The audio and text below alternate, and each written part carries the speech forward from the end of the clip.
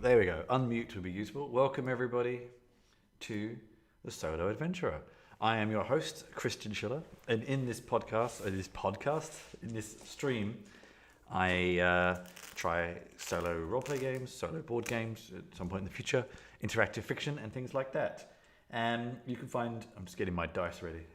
You can find more about me at christianschiller.com, and you could subscribe to this live stream at the links you can see below in the corner and see. This is part 3 of Alone Against the Flames. So if you haven't watched parts 1 and 2, you might want to go and watch those. Come back. Although I'm going to quickly recap. So Alone Against the Flames is a solo Call of Cthulhu, the Lovecraftian role-playing game that's existed for some time. Actually, I think I showed you this last time, but I'll show you again. I do have my... There we go. I also have my Cthulhu coffee mug, but that's currently being washed. So,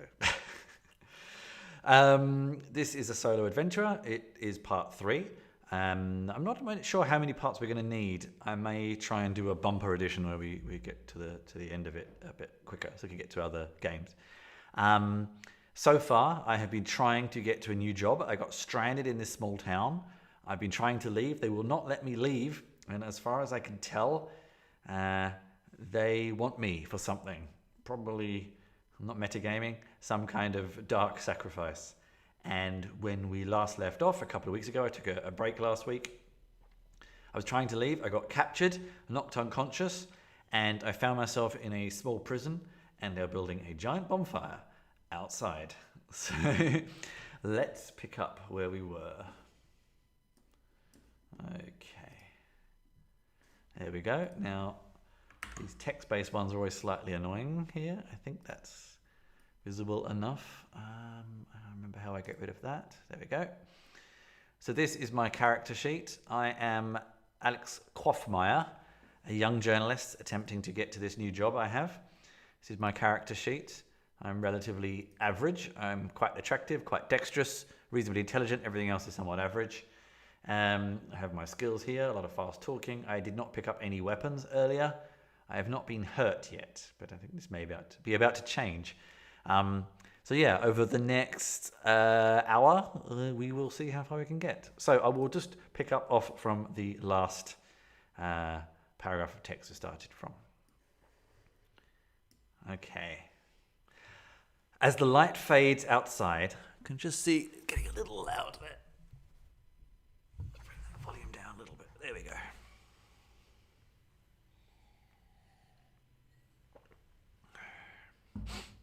As the light fades outside, your little prison becomes dark. You can hear much activity around the building. Occasionally an orange glow passes the window. The only comfortable position, this is always the problem, in the shackles seems to be to sit against the end of the bed with your arms hanging behind you. You need to concentrate and come up with a plan. There is clearly no escape from your bonds. You do not know exactly what your captors want from you, but you cannot ignore the fact that they have spent the entire day constructing a massive bonfire. And this is where we left it off. So now we'll go to 27. Let's see what happens next. The door scrapes. I don't know, I've got to do some sound effect. Wrenching you back into the moment. Orange light spills into the house from blazing torches held at the threshold.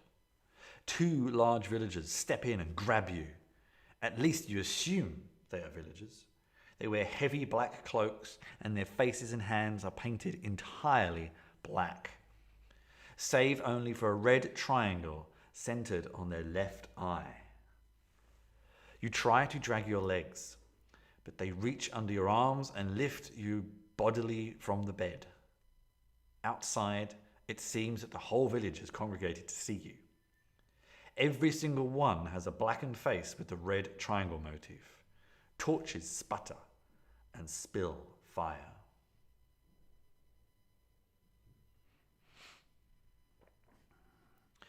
You struggle, but you can see physical resistance is hopeless. You are marched to the central street and turned to face the beacon.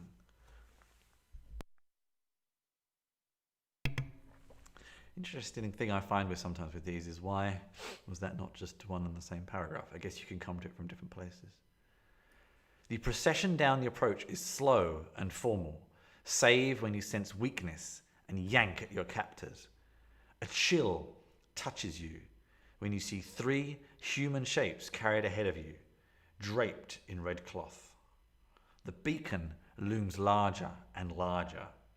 Its dreadful silhouette, a black triangle pointing to the stars. A low drone begins amongst the cloaked figures. Unbidden, the word mourners comes to mind. Smoke from their torches makes you cough. You feel heat on your face. As you reach the cleared area around the beacon, 3 dancers break from the pack. Young girls swinging balls of fire in spectacular arcs, drawing circles in the night air. One by one, they draw close to you and touch your forehead with sooty fingers. Each kisses you 3 times on the left cheek, the right cheek, and then the forehead. Then they whisper in your ear. The smell of kerosene fills your nostrils. So now I need to make an appearance roll. So I have a look here. My appearance is 80. So I want to try and get under 80 on a D100. With luck. Oh dear. Now, I think I looked at the end of the last session about luck rolls, because I do have luck here, but it hasn't been introduced into this setting. The nice thing about this setting, or this scenario, is that it actually introduces the rules as you need them, but luck hasn't been introduced. I'm just going to double check, because I actually got 95 despite having a luck of 80, so I wouldn't mind. It doesn't have a proper table of contents. This is just using the quick start rules. Let's see, maybe it's not in the quick start rules. I think in so luck rolls when la la la la la. Oh yeah, I think it might just be in the full game, and we are doing the quick start rules. So unfortunately, that does mean I have really not been doing very well, and I think I have failed. Yes.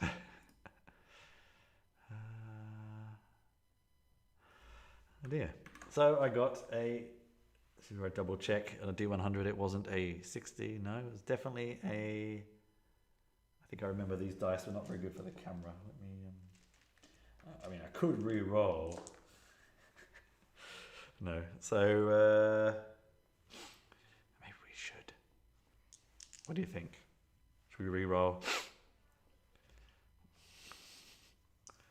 I've been quite unlucky in this scenario so far.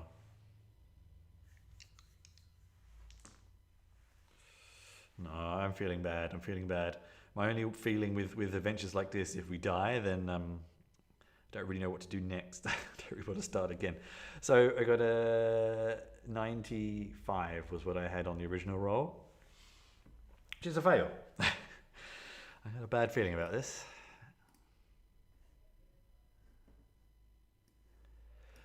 Through your sacrifice, the village will be reborn, says the first dancer. You shall pass from earth to air for all our sakes, says the second. Through incandescence may you find rapture, says the third. The dance weaves off and disappears behind the buildings. Go to 18. Hopefully I can have another opportunity.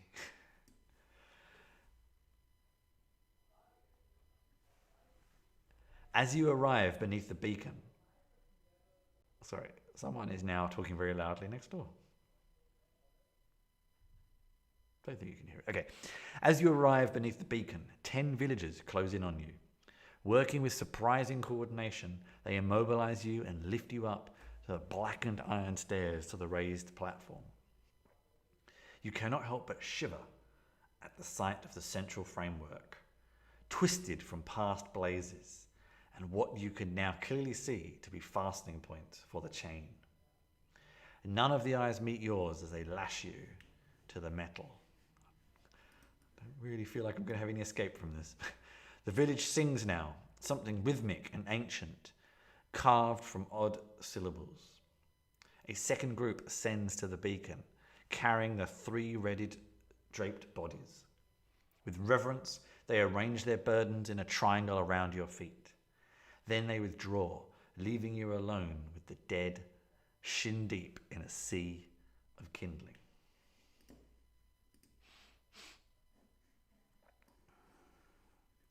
It seems the entire village is gathered around the beacon to watch you burn. Behind the face paint, you recognize May Ledbetter. And yes, that is Silas, the coach driver, standing at her side. The audacity and scale of the deception staggers you.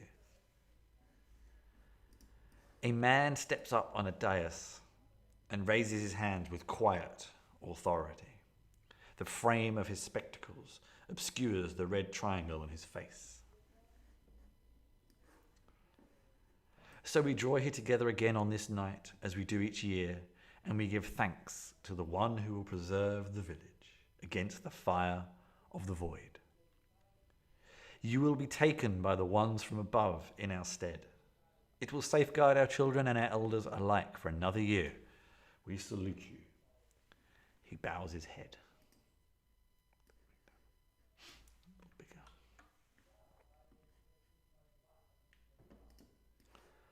All around the beacon, bearers step forward and lift their torches to the edge of the raised platform. A ring of tiny flames flicker up around the perimeter. As they wink, the singing of the villagers drops into an unearthly rhythm. To throw all your remaining strength against the bonds, go to 44. To wait and see what happens, go to 40. This is a tough decision because if I try and break out and I fail, then it's probably going to be worse. If I wait, I'm pretty sure I know what will happen. If anyone has a suggestion, then please drop it in the chat. But I'm unsure about what I should do.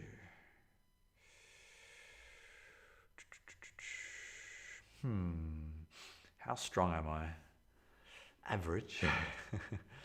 I'm okay at brawl. Not much else. I can charm. I think it's too late for charming.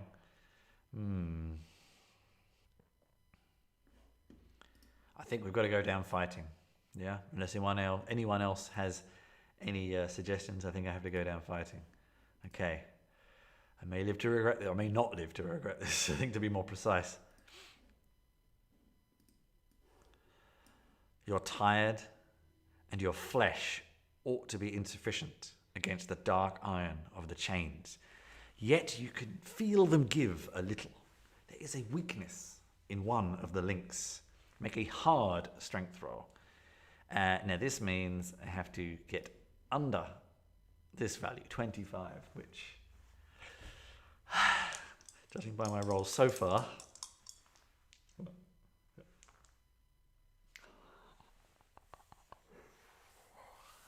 26. Oh. There we go. It's very hard to get these dice positions right. 26. What am I trying? There we go. That's it. 26.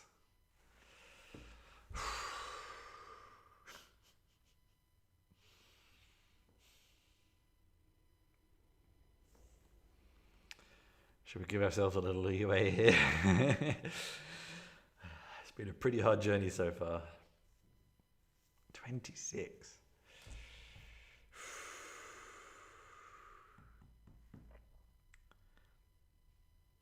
How about we see if we get under our luck? That can be the deciding factor. 23. I'm not lying this time. I'm not fudging the numbers. Just to add, 23. There we go. I gotta fudge it slightly. Don't tell anybody. Okay, if we succeed. It's not over yet. As tongues of fire lick towards you through the kindling, you close your eyes and heave on the chains. They give a little more, then clack. One side of the chain drops. You wriggle in the coils, loosening the bond, even as heat singes your ankles. The man on the dais stares at your movements. Then he picks two youths from the crowd and points directly at you. Just as you shrug the chain off and step free from the ironwork, the youths mount the blazing platform. Flames spread up their trousers. As their cloaks catch, they dive at you. Make a hard dodge. I think this might be where... Oh, 17. Here, hang on. Keep doing this. 17. I've actually been looking into something where I can draw on the screen. Actually, I'll get that sorted out. This is going to be hard. This may be our downfall.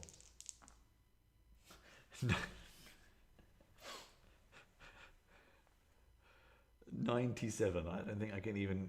Where is it? Man, getting a D100. There we go. 97. I don't think we can remotely claim that was anything close. So we failed. Uh-oh. They bear you back into the center of the pyre. Their eyes are flecked with fervor and terror. Even as the flames spread over them and across your clothes, even as the heat builds and sears your flesh, even as smoke chokes you and your vision blurs, they hold you down in the flames.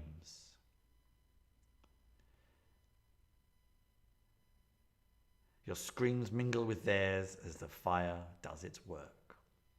You have burned to death whilst grappling two teenagers. Why not try again? By making different choices, you may be able to escape or outwit the people of Emberhead. So we've only been doing this for 20 minutes, and I've died. This is always a problem with these Choose Your Own Adventures. I may go back to that appearance roll, and let's see where we go. I can't quite remember the number. Let's see. We started at 27, I think. Let's just follow that thread. This is the problem with these. Hang on, I'll just get myself... There we go. Whilst I'm just getting... You see me scrolling through text. It's not very interesting. It's funny because we have hit points, all this kind of stuff, but this is not the nature of these solo games to really use them. Okay. Turn to face the beacon. Procession. Okay. All right.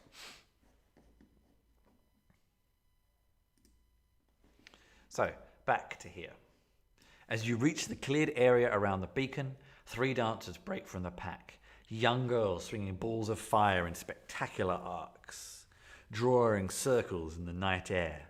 One by one, they draw close to you and touch your forehead with sooty fingers. Each kisses you 3 times. One on the left cheek, right cheek, and then the forehead. Then they whisper in your ear. They smell of kerosene and fills your nostrils. Make an appearance roll. Let's see if we're more lucky this time and see what path we follow. Okay. We are going to follow a different path, but it was close. That is a 77. It's quite close, but we're going to follow a different path. So we succeeded. Let's see what happens.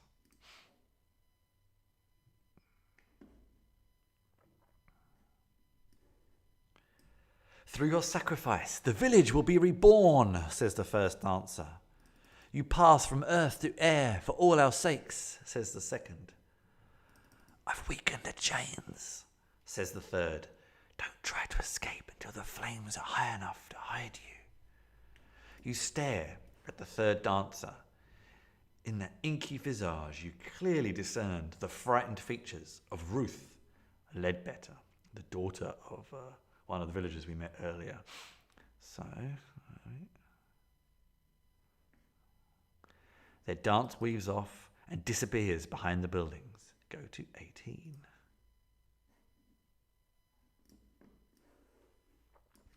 As you arrive beneath the beacon, 10 villagers close in on you. Working with surprising coordination, they immobilize you and lift you up to the blackened iron stairs to the raised platform. You cannot help but shiver at the sight of the central framework, twisted from past blazes and what you can now clearly see to be fastening points for chains. None of the eyes meet yours as they lash you to the metal. The village sings now, something rhythmic and ancient, carved from odd syllables. A second group ascends to the beacon, carrying 3 red-draped bodies. With reverence, they arrange their burdens in a triangle around your feet. Then they withdraw, leaving you alone with the dead, shin-deep in a sea of kindling. So far it's following a similar path. I think it will veer off soon.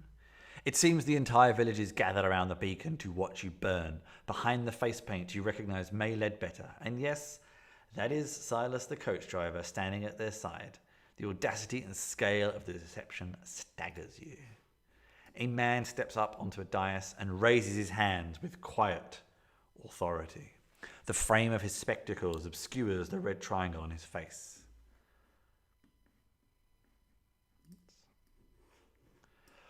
So we draw here together again on this night, as we do each year, and we give thanks to the one who will preserve the village against the fire from the void.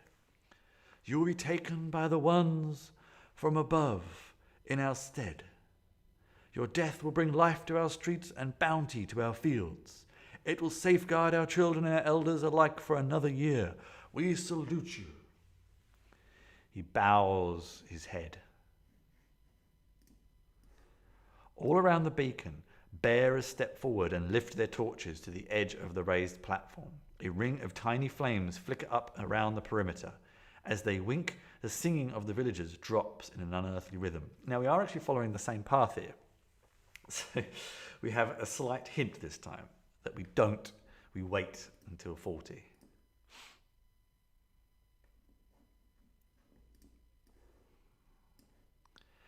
The flames snake across the kindling, catching and rising. Smoke rises and it becomes difficult to see the villagers. The 3 bodies surrounding you catch fire, blazing with sooty red flames. You begin to cough as the smoke enters your lungs and fight down the urge to panic. We have not learned a strange chant. I don't know when there's going to be an opportunity to escape, hopefully soon.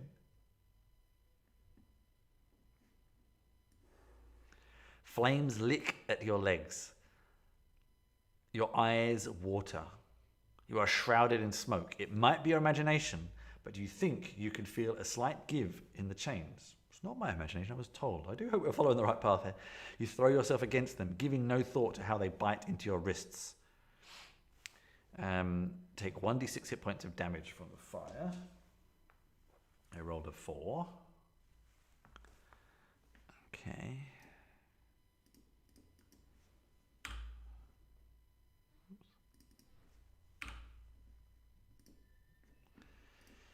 And make a strength roll. Okay, that's my strength. My strength is 50. 39. No, where is it? There we go. 39. If you succeed, go to 93. Desperation lends you strength, and you yank at what you guess to be the weak point in the chain. It breaks. You throw the chain off, stumbling across one of the red-shrouded corpses, heading away from the watching villagers. You cough. Your hair and eyebrows smolder. 1d6 hit points. 3. Still alive. I'm not sure if she really helped me, but anyway. If not, go to 137. Okay. You leap from the conflagration on the far side of the beacon.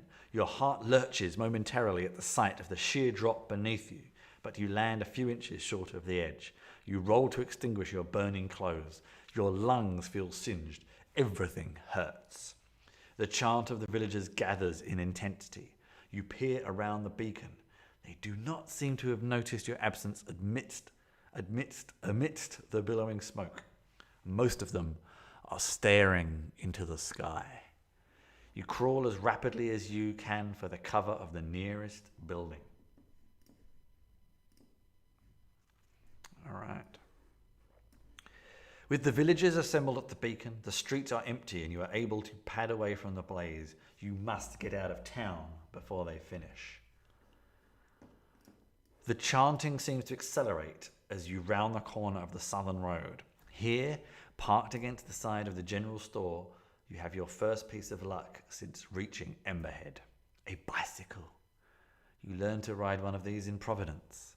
You settle into the saddle, your burned flesh protests at the contact. To wait and observe goings on at the beacon, go to 168. To ride out of town immediately? Ooh. I mean, it's a story. Waiting earlier seemed to be in my favour. I'm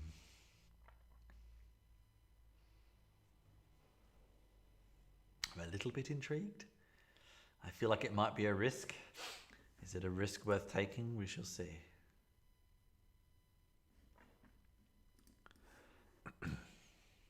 After a quick glance around to be sure that you are unobserved, you look back along the avenue. The entire village is intent upon the beacon.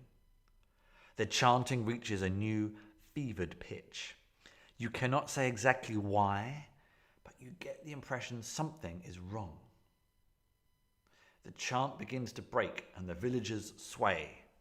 Then, fdoom! Something incandescent thunders into the crowd in front of the beacon, leaving a fiery trail in your vision. You feel the ground shudder beneath the bicycle. Fdoom! Another strikes nearby, scattering sparks. Now the chant falters and gives way to screams. Fire skims the buildings facing the beacon. Smoke rolls through the streets. A woman staggers towards you, wailing. Her arm is on fire. She beats it against a wall. Fdoom! Another strike out of your sight towards the village hall. It is time to go.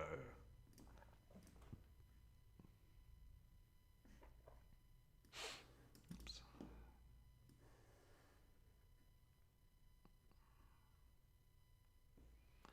It takes a moment to recapture the skill of riding the bicycle. But after the first turn to the east, there is a long downhill out of Emberhead. You hear screams and crackles above you, but concentrate on balancing and working the pedals in your weakened state. You've had too many hopes dashed in this abomination of a village. You keep your head down and ride away. 20 minutes later, with no signs of pursuit, you stop for a breather at the top of the hill. You can see Emberhead rise in the distance. The entire village appears to be ablaze. The dark column of smoke above it will be visible for many miles. But if the village is as isolated as it seems, help is unlikely to arrive in time. You watch the place burn for 5 minutes. Then you mount the bicycle again and ride towards civilization and dawn.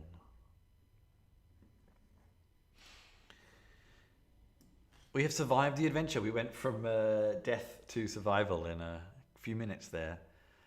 You may keep your investigator sheet and use it as another scenario. If you have checkmarked the small box beside any skills, we did psychology, you will have a chance to improve them through experience. It's a little short for this session, but that's the nature of playing these sorts of games. I think we will leave it there. I could go and do it all again. I mean, we didn't really find out too much about what was happening and why. There's a lot of content here I'm not sure actually, 34 pages out of 50. Maybe we got through more of it than I think. I'm not sure. But just to recap what we have been playing. What have I been playing, I suppose? I've been playing this, Call of Cthulhu, Alone Against the Flames by Gavin Inglis. This is a solo adventure for the Call of Cthulhu 7th edition quick start rules. So you can actually download these quick start rules from Chaosium. chaosium.com. And this, I think, cost me something, but it didn't cost me that much. Yeah. Pretty much there, you can see here. From 2016 by Gavin Inglis. Thank you very much, Gavin. That was fun. I enjoyed that. It was certainly one of the more engaging solo adventures I have tried so far. I also liked the way it introduced the rules as you went. Let me just get that a little bit.